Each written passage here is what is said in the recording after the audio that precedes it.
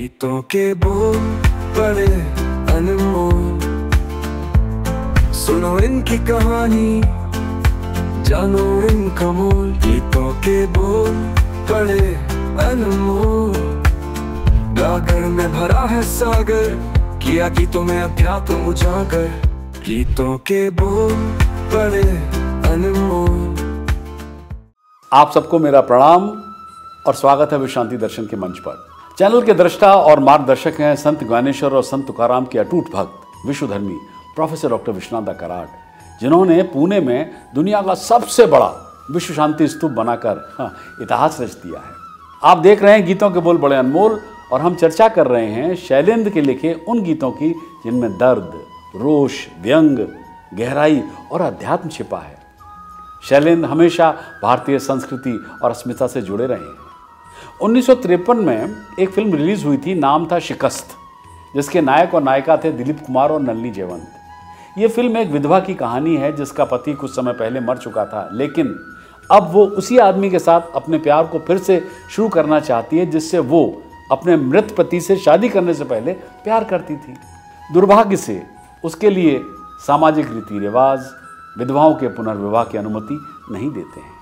इस फिल्म में शैलेंद्र ने अपने गीतों के माध्यम से विधवा पुनर्विवाह पर सामाजिक प्रतिबंध की क्रूरता को, जी हाँ, बखूबी से दर्शाया है। जब जब फूल खिले, जब जब फूल खिले, देख अकेला हमें, देख अकेला हमें घेर लिया हमने, जब जब फूल खिले। इन सरल शब्दों में शैलेंद्र एक ज्वलंत और मार्मिक चित्र प्रस्तुत करते हैं कि कैसे एक विधवा का पूर्ण अकेलापन उदासी और शोक का कारण बन सकता है। अब आगे की पंक्तियों पर जरा डालें नजर। मन को मैंने लाख मनाया, पर अब तो है वो भी पराया। जख्म किए ना तू, जख्म किए ना तू, तेरी याद के मरहम ने, जब जब फूल खिले। इस वर्जित प्रेम के कारण वो बहुत से जख्म सह रही है फिल्म की नायिका, लेकिन मरहम की तरह उन्हें शांत करने के बजाय वे यादें एक जीर्ण घाव में बदल गई हैं। और अब आखिर में देखें कि आगे की पंक्तियां क्या कहती हैं।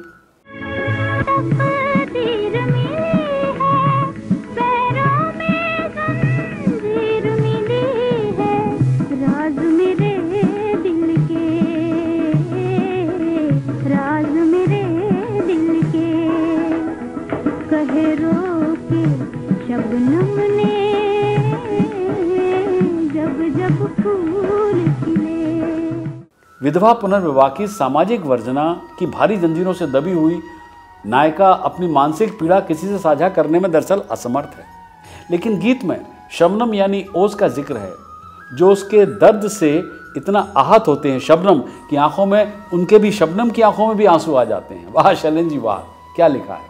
राज कपूर की फिल्म श्री 420 का गीत दिल का हाल सुने दिलवाला भूख से जुड़ा है, जहां कविराज गरीबी की ओर ध्यान आकर्षित कर रहे हैं।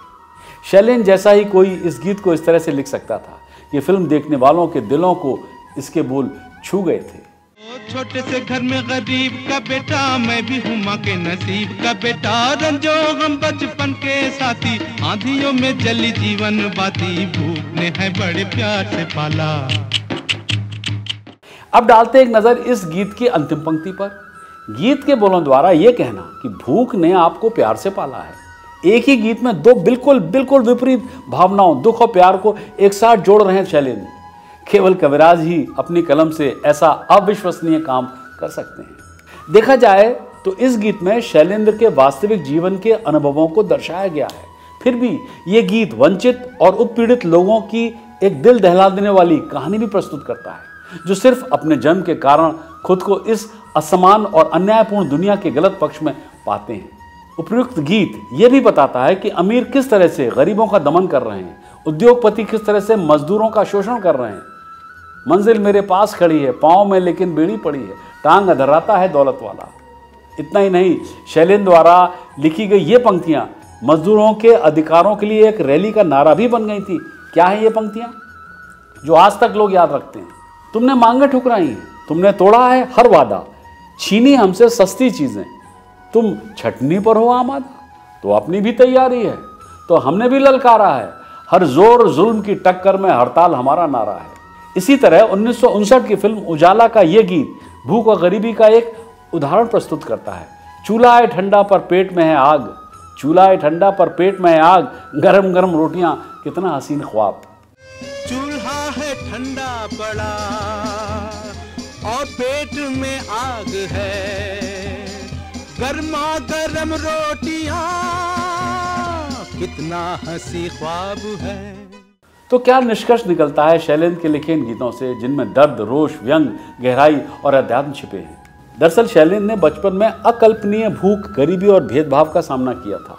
उन्होंने छोटी उम्र में ही अपनी माँ और बहन को खो दिया और इससे उनके शुरुआती जीवन में एक खालीपन पैदा हो गया था।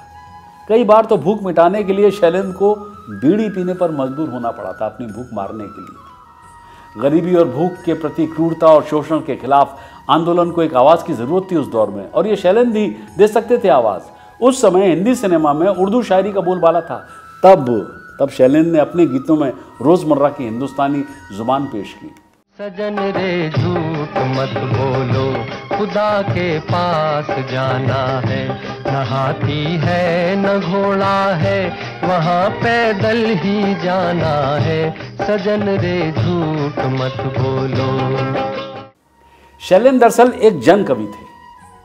ऐसा उनकी अनूठी प्रतिभा के कारण है, इसलिए वे अपने गीतों को ऐसी भाषा में प्रस्तुत कर पाते हैं जिसे आम आदमी आसानी से समझ सके और उससे जुड़ सके। गरीबी और भूख के बारे में शैलेंद्र के गीत बहुत लोकप्रिय हुए क्योंकि वे उनके वास्तविक जीवन के अनुभवों को दर्शाते थे, और इसीलिए वे सीधे ये गीत, इनके बोल उनके दिल से निकलते थे। किसी की मुस्कुराहटों पे हो निशान, किसी का दर्द मिल सके तो ले उधार, किसी के वास्ते हो तेरे दिल में प्यार, जीना इसी का नाम है। इतना ही नहीं, उनके ज्ञानवर्धन का एक और स्रोत था मथुरा में स्थित A.H. व्हीलर बुक स्टोर, जो उस जमाने में हर रेलवे स्टेशन पर हुआ करता था, जहां उन्होंने जितनी भी किताबें हाथ लगी वे पढ़ लेते और इसी तरह वे एक पढ़े लिखे व्यक्ति बन गए। लेकिन सबसे महत्वपूर्ण बात यह है कि उन्होंने जीवन की पुस्तक में महारत हासिल कर ली थी। जी हाँ, शैलेंद्र के गीत सिर्फ लेखन नहीं थे बल्कि साहित्य थे।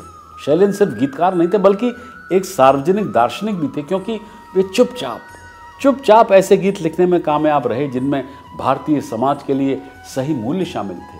भक्ति परंपरा का भी शैलेंद्र की विरासत पर गहरा प्रभाव दिखाई देता है। मानव मन को आध्यात्मिक मामलों से निपटना बहुत मुश्किल लगता है जब तक कि उन्हें इस तरह से तैयार न किया जाए कि हर व्यक्ति उनसे जुड़ सके और उन्हें अपने निजी जीवन का अभिन्न अंग बना सके। इसीलिए भक्ति आंदोलन ने प्रत्येक व्यक्ति और ईश्वर के बीच एक सेतु, एक पुल के रूप में व्यक्तिगत ईश्वर और एक मानव का एक व्यावहारिक विचार तैयार किया है।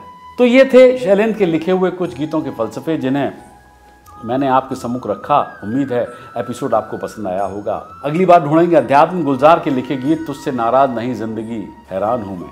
शबाना आजमी और नसरुद्दीन शाह की यह फिल्म 1983 में रिलीज हुई थी, नाम था मासूम। मौत के बाद भी जिंदगी का सिलसिला चलता रहता है। हाँ, वो कैसे? त्रिवेणी जो गुलजार की पुस्तक है जिसमें 3 लाइनों में गुलजार अपनी बात कहते हैं। पता नहीं कब कहां से कितनी बार मारेगी कि जिंदगी से डरता हूँ, मौत का क्या है बस एक बार मारेगी, है ना, इसलिए जिंदगी से डरना पड़ता है। सब्सक्राइब कीजिए, साझा कीजिए और देखते रहिए गीतों के बोल बड़े अनमोल, ओनली ऑन विश्व शांति दर्शन। बड़े अनमोल, सुनो इनकी कहानी जन्म का मोल, हमारे साथ चलते जैसे साया है, कि तुम छुपा जीवन यही सच्चा काया है।